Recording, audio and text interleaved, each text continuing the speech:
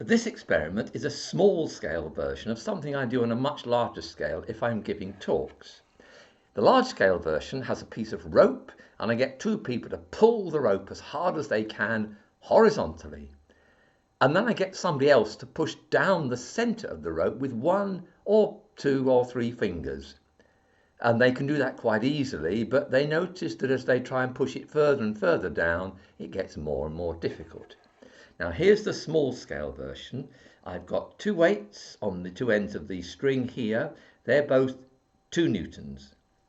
And I have a 1 Newton load in the center. And you see the 1 Newton pulls down the center quite easily. And the important thing is that the center is such that the angle is approximately 10 degrees to the horizontal. That's the whole important point. It's the angle, the component of the vectors. So these two forces, the 2 newtons, combined, the cosine of the angle there, that's 80 degrees, plus that one, 80 degrees. So 2 times 2 newtons times the cos of 80 degrees balances the 1 newton. Just repeat that.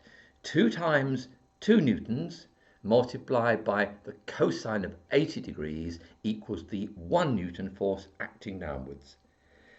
Now there are all sorts of application of this. One rather nice one is this. I've been out in the garden and I've got a piece of this, a piece of ivy. Now ivy's really strong stuff, but if you want to pull this out, then the best way is to get it here and pull it at right angles to itself, and then you'll rip out the roots at either end. If you try and pull it in a straight line, it's very difficult. So, a beautiful example of the components of vectors.